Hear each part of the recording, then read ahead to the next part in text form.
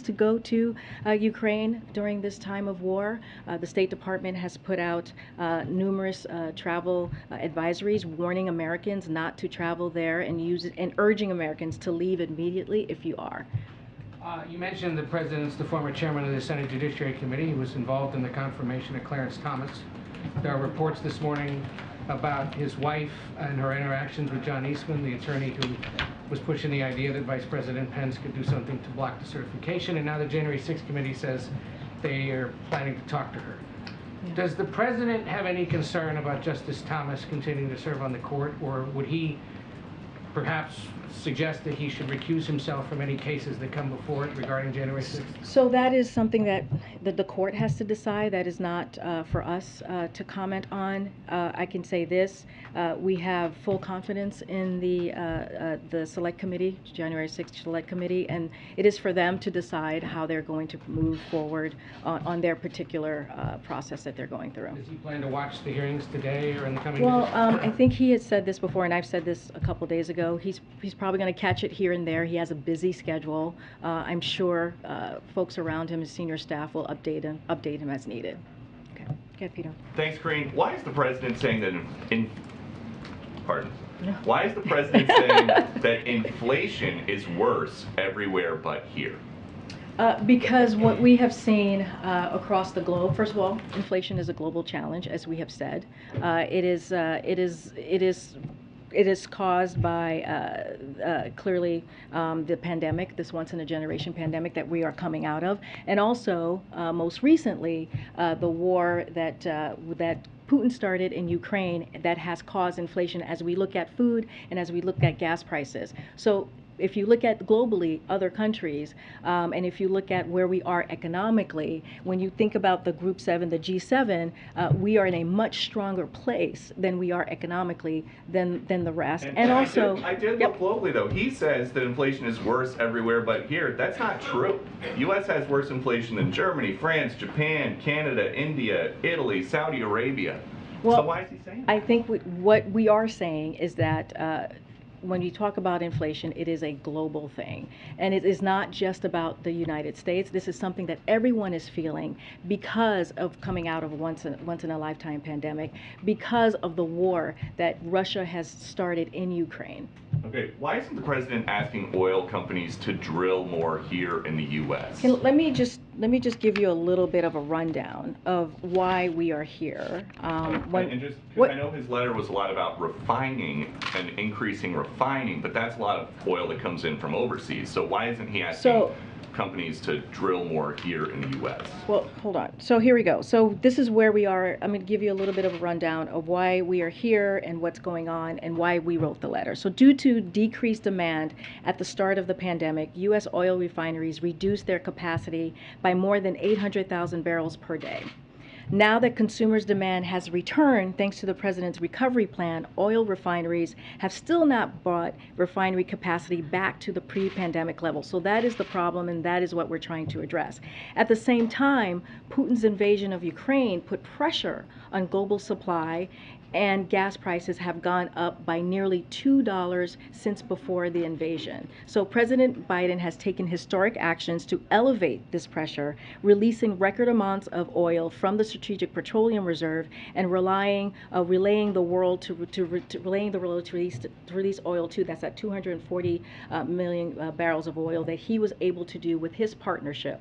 And so we are now at the highest levels of domestic production. So we actually have of crude oil since April of 2020 with an additional 9,000 approved drilling permits that remain unused, but refinery capacity needs to come back too. So that is what the problem is. We need them to actually refine the crude oil, which is not happening, and that's what we're calling on oil companies to do. Why not just drill more here in the U.S. though? Because we don't need to do that. What we need them to do is, with the oil that's out there, we need them to refine that oil so that the capacity could go up and then prices would go down, inherently go down. And so I know the President once said that he was going to end fossil fuel. Is that now off the table? No, we are going to continue to move forward with our clean energy proposal, our climate change proposal. Is that the priority? Climate change over gas prices? No, that's not what we're saying. We're saying that we're saying, the president I'm for answering, 2.5 more I'm years answering the guaranteed. question. Is his I'm priority answering the lowering question. gas prices, or is it addressing climate change? First of all, you can do both at the same time. What we're trying to deal with right now is how do we lower cost for American families. And one of the things that we are seeing currently right now with oil refineries is they are using this moment that there is a war in Ukraine to actually make a profit. When there are steps that they can take so that we can actually lower gas prices for families. And so the president has taken action, right? We talked about the strategic petroleum that he's done, tapping into barrels. How much has that lowered prices? Here's the thing, Peter. If the president had not taken the actions that he's taken in the past several months, the prices that we see now would be a lot worse. It's actually blunted some of the increase that could have been. And so the president has taken action. He has been a leader. Now he's asking Congress clearly to act in certain ways, and also asking for the oil refineries to do their part and not make money off of a time of war. That's what we're talking about here. Go ahead, Peter. I want to follow up on a couple questions. First, the AP asked you the first question out of the gates was when the president was last tested. We just didn't get an answer to that. I did. It's a regular cadence. That's what we do. We will share per CDC when he is a close contact, and he has not been a close contact. If he were a close contact, we will let you know. Again, I'm just confused because in the past you guys have always told us the date of the most recent test. So why can't you tell us the date of the most recent test? Well, right now I'm telling you he has a regular cadence. I just don't have a date to share with you, but he does have a regular weekly cadence. We trust that as soon as you find out today, your staff we will share with us. We will be transparent about that. But he does have a weekly cadence. I just don't have a day in front of you of when he was last tested. As soon as you go back there and find out the date, you'll share with us, you're saying? I'm not saying that. I'm telling you that he has a weekly cadence. I guess that's my question. Why has that changed? Because in the past they always told us. Well, we have always said it's a weekly cadence. We have always said that. But Jen would say it happened on Tuesday. Just yesterday he had a test, or on Sunday he was tested, it was negative. But he hasn't been a close contact. What we have said now is that if he is a close contact, according to the CDC, what close contact of that the definition of a close contact, we will share that with you. And then that's when his testing cadence would change. His testing cadence has not changed. He gets tested once a week. I don't have the date in front of me at this time. So he gets tested once a week. That's because in the past it's a it weekly. Been more regular It's a than weekly. that. No, it actually has never. It's always been a weekly cadence of getting tested. So he's only been tested once a week for the entirety of the time the president. That's not what I'm saying. What I'm saying is what we normally do is he gets tested weekly, and that's been his cadence as when he's talking to, as in coordination with his doctor. There has been times where he's tested more than that because we've traveled. When we traveled, we've all had to take tests as we're traveling, or other things, or when he went to the White House Correspondents' Dinner, we had to test as well. So sometimes it's not once a week. But I'm saying to you right now, it's a weekly testing cadence. That's what we do as it's coordinated with his doctor. Okay. Please understand that we're requesting to know as soon as you can. Tell us when the most recent test was, acknowledging it's a recent test. Let me ask you, we saw the letter that he wrote. I'm already telling you he's get tested regularly in a weekly test. But I'm saying our request continues. So the gist and I'm telling you that he gets tested weekly. Okay, so go let ahead. Let me ask you about the oil companies, if I can, really quickly. For sure. We saw the letter that he wrote to them. They called for them to be in touch with the Energy Secretary to convene an emergency meeting on that topic. Can you have any update on when that meeting will take place? We're finalizing details, and we'll be sure to pass that along as soon as we can. The president noted in his letter what he wants to do, and what he wants to make sure is that that we create a forum so that the oil companies are able to put forth ideas. But he's willing to do everything he can using reasonable tools to get things done. And he wants them to put forward ideas, but beyond that, I think he wrote a letter and he said, hey, I'm calling on you to do this. You said I want them to they need to be patriotic. In real terms, what power does the president have here? How can he compel these companies beyond, in effect, begging them, asking them to do anything? Well, that's one of the things that we want to do is have this meeting and hear from them, and hear what the ideas that they come forth with, and maybe there's a way that we can help them meet that capacity. So he does want to create an environment, which is what the Energy Department is going to do, hopefully in the next couple of days, to sit down with the oil companies and try to figure out how do we do this in a way that both sides can agree on. Thank you. Okay. Okay. And I have two topics, but really quickly, just following on Peter, has the White House government changed its policy on how much you will disclose No, to us about the president's testing? it's not. It's not.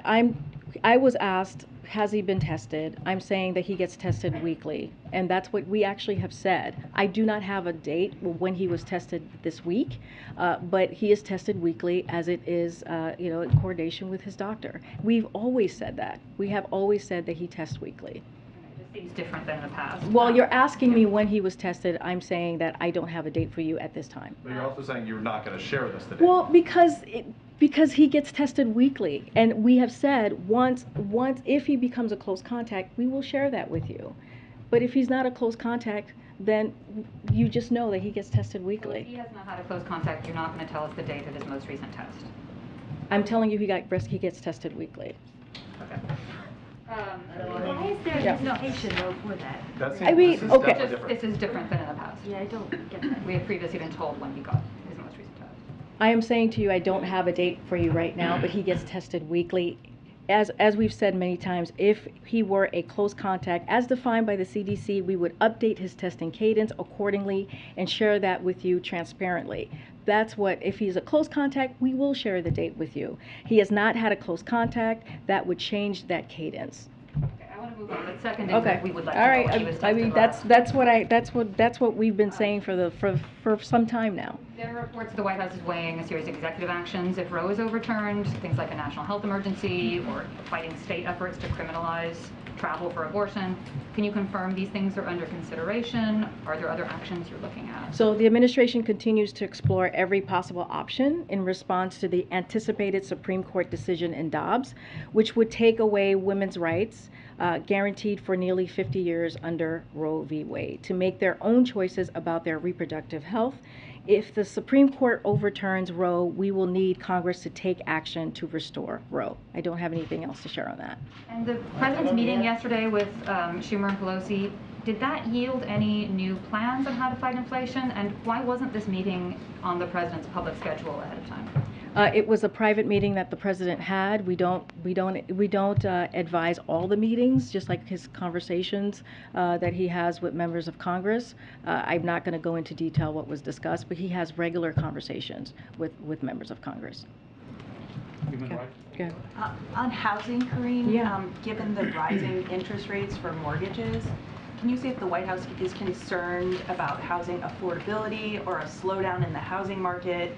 As you know, rates for the 30-year mortgage averaged nearly 6% this week, and that jump by more than half a percentage point was the largest one-week increase since 1987. So we know that housing affordability is a central challenge for families. The president understands that, and this is why he's put forward the Housing Supply Action Plan, which includes steps to help boost housing supply and ease the burden of housing cost on families over time. So now with the federal actions constitute monetary policy, as we know, which is different. Monetary policy actions help bring inflation down as mortgages rates increase. Demand in the housing market should cool. This is part of our transition to stable and steady growth with lower inflation. That is the kind of economy that delivers for working families.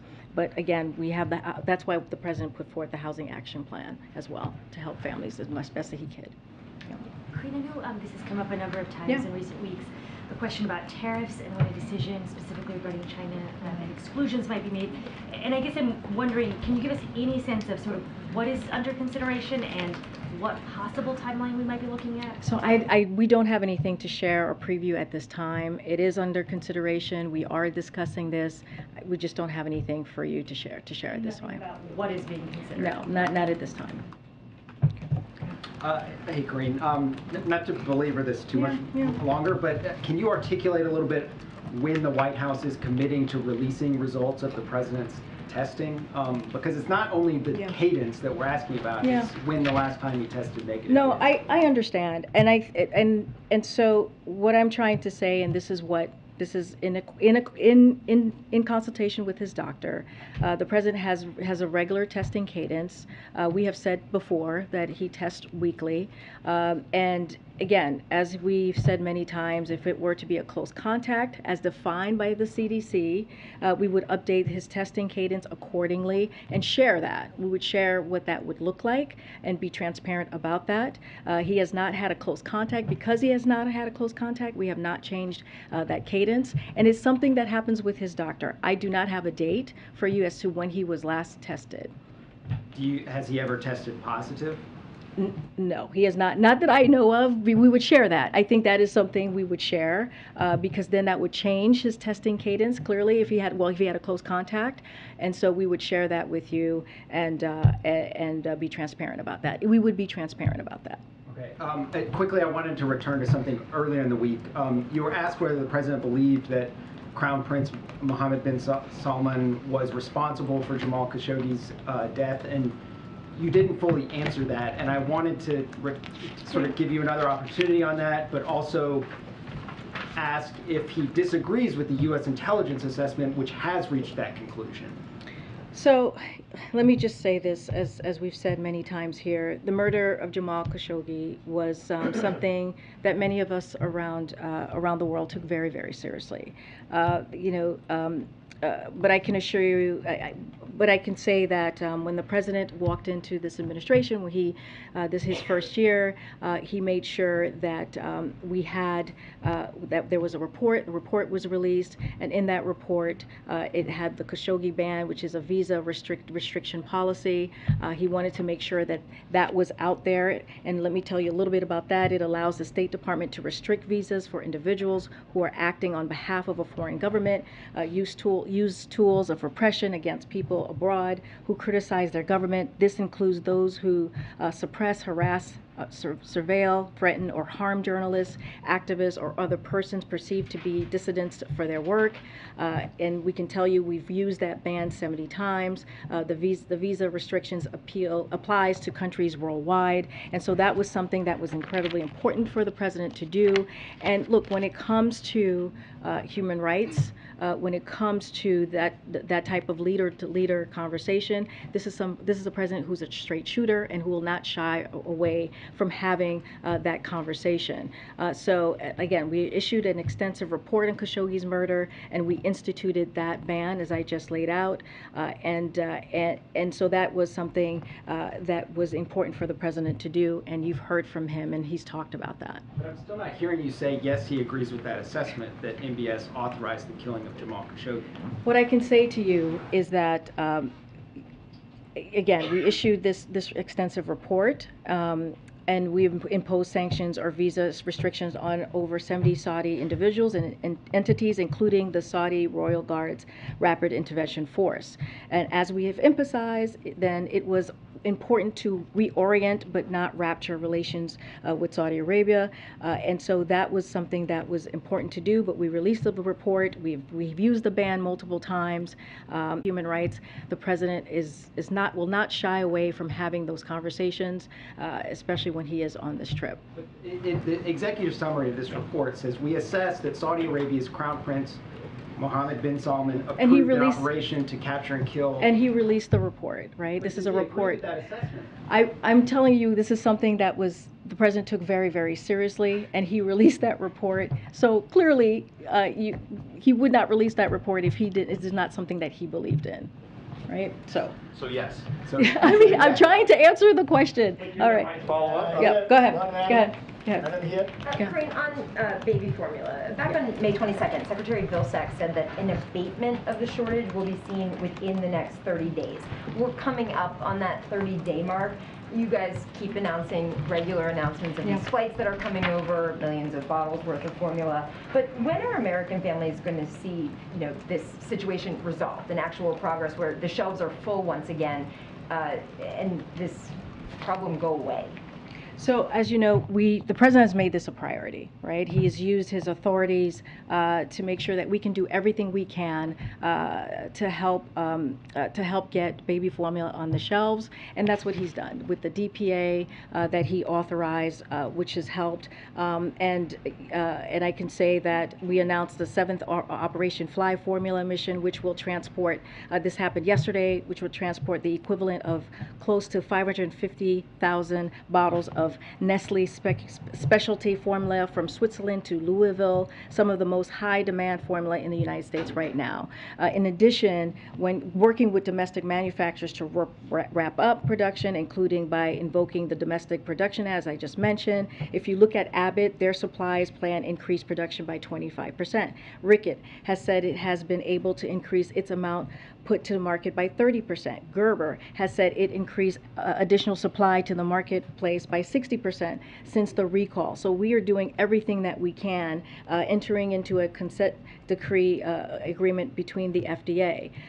So we're going to continue to work. We're going to continue to make sure that we deliver for the American families, get that, make sure that we get healthy formula. We have to remember how this all started, right? This all started because Abbott, there was a safety concern at Abbott.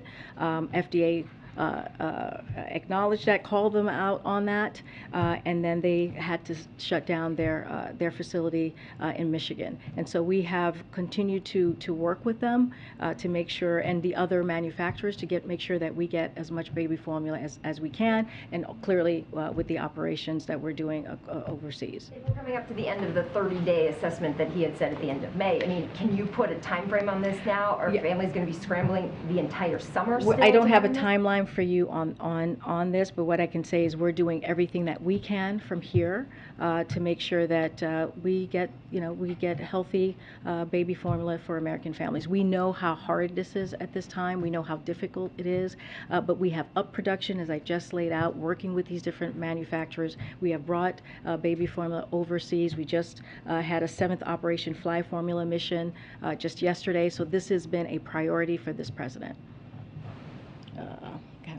Thank you. I know you just said you don't have your own confirmation about the reports of these 2 Americans in Ukraine, but given that their families are among the people saying this happened, it does seem like something has happened. So, given that 3 other foreigners who have been taken prisoner have been sentenced to death, does the White House have a message to the Kremlin on the treatment of these 2 Americans should they have been captured, and specifically on whether you would like to send a message to Kremlin vis-a-vis death sentences? So when it comes to wrongfully detained and holding hostage Americans as bargaining chips, represents a threat to the safety of everyone traveling and working and living abroad. The United States opposes practice everywhere, and we have been very clear about that. The welfare and safety of U.S. citizens abroad is among the highest priorities of the government, and so we continue to work aggressively in trying to get back some of the wrongfully detained Americans out there abroad who are being held hostage. I don't have anything more to say on that. When it comes to the other the two who are reportedly missing, we just can't confirm that at this time. And again, our hearts go out to the family, but it's not something that we can confirm from here. There are, whether they've been taken prisoner or not, there are a bunch of Americans in Ukraine in combat and so on. Would there be consequences for Russia if they do to them what apparently they've already decided to do to 3 other foreigners? I can't speak to that at this time, but I can say it is something that we are watching, that we call out. I just don't have anything to share on what our actions are going to be. Go ahead, Ed. Go ahead, Ed. Yeah, thanks, Karine. So the Federal Reserve is predicting that GDP growth for the next 2 years will be 1.7%, under 2%, under 2% for the next 3 years. So is this what the president considers stable and steady growth? What I can tell you is that we believe that we are in a transition right now, coming out of a economic recovery, a historic economic recovery, because of the work that the president has done this past year and a half.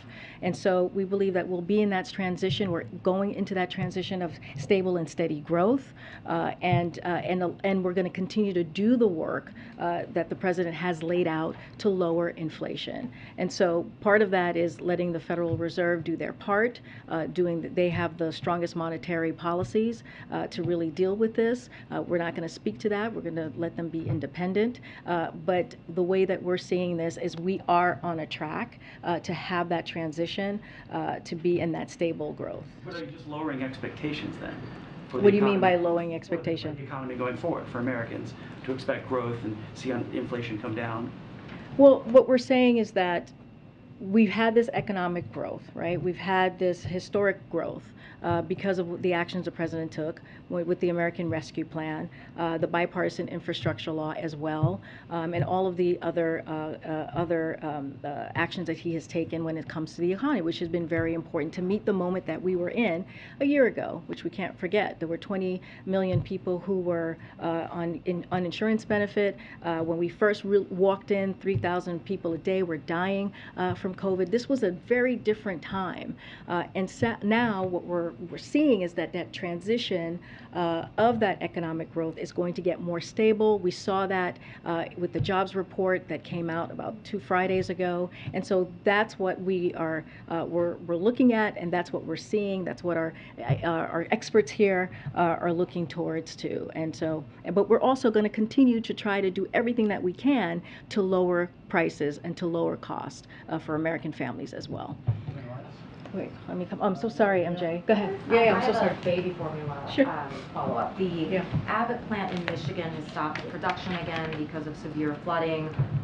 It sounds like it could be another additional few weeks of delay. Is that something that the White House is monitoring? Do you all have an assessment of how much longer this could delay things? So obviously, we know about the news from Abbott, and it's disappointing. It is a disappointing.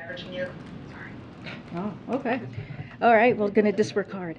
But, we can't control their timeline. What we can do is continue to focus on what we're going to do, which is ramping up production, increasing supply, and making sure that American families only have access to safe formula. That is the focus for us. That is what we control and what we're making strong progress on through actions like the DPA, Operation Fly Formula. We just announced our seventh flight yesterday, and FDA's use of enforcement discretion. FDA has said that it's working closely with company to identify next steps to get the plant open and providing only safe product to the American people. That's the work that we're doing right now. We're going to continue to make that a priority. That's what the president wants to do, and we're going to continue to ramp up production. We cannot, as far as the timeline for Abbott, that's for them to speak to. And a different shortage question. There's a shortage of tampons, and just wondering if that is on the White House's radar. I mean, is that something that the White House is concerned, could turn into a full-blown crisis? And are there any other sort of essential products that the administration is watching closely that could come down the pipeline as another shortage crisis? That's a great question. I would have to check in with the team on what they're tracking. I don't have a list for you right now, but I would just have to track it with the team. Can I just do one quick follow-up to Peter's question about the letter to the oil companies? You were saying yesterday that a part of the plea to these companies is that it is their patriotic duty to act and do something, especially at a moment when so many Americans are having a hard time with the high gas prices. I mean, these are for-profit oil companies we're talking about, right? So does the president have any, reason to think that these companies, because of a letter from him, will behave differently? And barring that, I mean, are there any policies, regulations that he can resort to make sure that he is sort of forcing their hand? So the way the president sees this is he has to do everything that he can to make sure that he, in this particular scenario, try to make sure that we lower gas prices for the American public. He has taken actions, as we've listed out, when it comes to the ethanol 15, the homegrown biofuels, which is going to lower prices in more than 1,000 gas stations around the country. That's going to be really important. The strategic petroleum is going to be very important, and it has actually had an effect, but we're still, because of Putin's war, we're still seeing Putin's tax hike, we're still seeing $2 more of an increase per gallon since Putin started amassing his forces on the Ukraine's border. So what we are trying to do is, by sending out this letter, we want to try to start that conversation and get something done. They're going to meet with the energy secretary, so we have to see. We shouldn't say that it's failed yet or it's not going to happen, because a meeting is going to come forth in the next couple of days. They're going to have the conversation, and we are willing to help them, to help the oil companies in any way, hear their ideas and see what we can do. So we should let this play out and see where we are in a couple of days. Will be in that meeting, though? The president, I don't have anything to preview about his schedule, about him being in the meeting. This is Granholm, as far as I understand. This is Secretary Granholm's meeting, and she will be moving forward with putting this meeting together. Okay, thanks. Human rights follow-up. Human rights follow-up. Okay, go ahead. Does the White House have a comment about the decision of Florida officials not to request delivery of a pediatric vaccine? Yes, we do. We heard about this, and we have a little bit for you here. So we have been talking to states for some time. In early June. So the process has been, HHS opened up pre-ordering for vaccines for the possibility of kids vaccination. That ensures that if authorized by the FDA, these vaccines can be shipped to places like pediatricians and children's hospitals, places where parents would get health care for their youngest, or as quickly as possible. By being the only state, this is Florida, not pre-ordering, which means that pediatricians, for example, in Florida, will not have immediate ready access to vaccines. Some pharmacies and community health centers in the state get access through federal distribution channels, but those options are limited for parents. We encourage Florida on several occasions to order vaccines, so we've been aware of this, and we will continue to do so. And bottom line, is this going to make it harder for parents in Florida to get vaccines for their kids? If they're not pre-ordering, it will make it harder for them. That's why we continue to on several occasions, encourage Florida to do this. Yeah. Thanks, Karine. Since it's the first time I'm getting a question from you. Oh, no, I was, go ahead, this young lady. Maybe I can go after. No. I just had a question about the president's trip to Israel. The administration has said that they're calling for a thorough and independent investigation of the killing of the American journalist Shireen Abu Akleh. What's your assessment of where this investigation is, and is the president going to raise that issue during his trip? So I can say we're in close touch with both Israel and Palestinian authorities and are working to bridge cooperation between the parties. We have made clear our view to both Israeli and Palestinian officials. The administration's call for thorough, transparent, and impartial investigation of Abu Akleh's killing. We expect full accountability for those responsible. We have also urged that both sides share their evidence with each other, and we continue to call on sides to maintain calm and avoid further escalation. As far as what will be on the agenda, what will be spoken about, I don't have an agenda to share with you. But as I've said many times from here, as we have said many times, is that the president will not shy away to having a conversation about human rights. That is something that's important to him. He said that most recently, and so that's what I can tell you, but I don't have anything to read out. I don't want to get ahead of his trip. Go ahead. Go ahead. I was trying to give her... Well, thank you. Well, thank you very much for coming back to me, and thank you for calling absolutely. me. So this is the first time I've been able to ask you a question, so I'd like to ask you two, if that's all right. First is just a clarification on the new online policy task force that was set up that the Vice President is leading, and then the second one about a significant press access issue that's impacting a lot of us in this room. Okay. The first one on the online policy task force that the Vice President's leading, that's getting kicked off today. On a background call last night, we were told that it's going to be different from the Disinformation Governance Board in that it's going to focus on illegal conduct online. But the memo creating it was a little bit broader and mentioned, and I'm quoting from the document, quote, online harassment, abuse, and disinformation campaigns targeting women and LGBTQI+ individuals who are public and political figures. Could you clear up the disinformation charge of this? So I would need to talk to her team. I was not on the background call, so that specific language that you're providing to me, I would just have to check in with her. I would also encourage you to check as well with her team. I can't say more because I wasn't on the background call. Thank you. And the press access issue, for more than a year now, the White House press office has been having everyone in this room RSVP to presidential events in the East Room, the State Dining Room, the Executive Office Building. And then there is a process where people are selected and able to go into these presidential events where the president often takes questions. The Correspondents Association has tried in vain to figure out how this process works.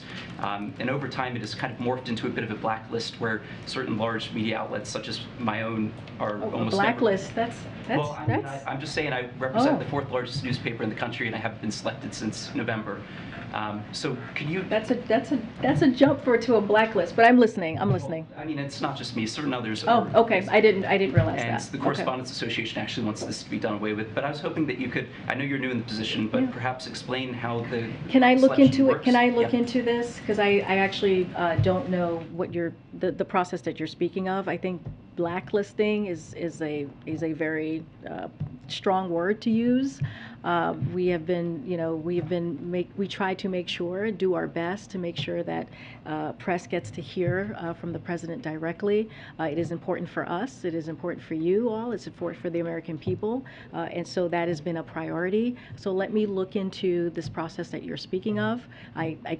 Without having all the. Getting an answer to the Correspondents Association. You're talking about Steve Portnoy. I talk to Steve all the time. We're talking, I believe, if not today, tomorrow, we're checking in, and we'll have that conversation for sure. I'm sure he'll bring it up, and so we'll have that conversation.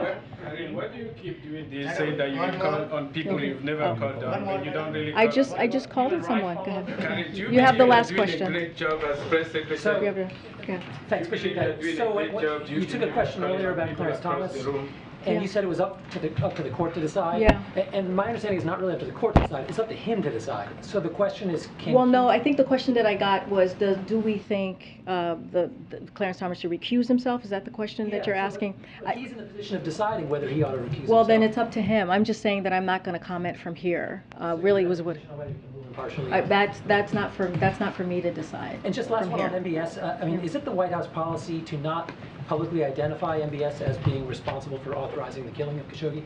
What I'm saying to you is that we take the killing very seriously. We put out a report. I just laid out what the Khashoggi ban actually did, just to be more the visa and what specifically the ban did, and also how we've enacted it. And this is something that we take very, very seriously. That's why we released the report. You have heard from the president directly speak about the killing of Khashoggi. The president does not shy away of having conversations about human rights with leaders. He's had them many times before, and he will continue to do that. And this is again, this is something that we take very, very seriously. Thank you all. Human rights. Thank you.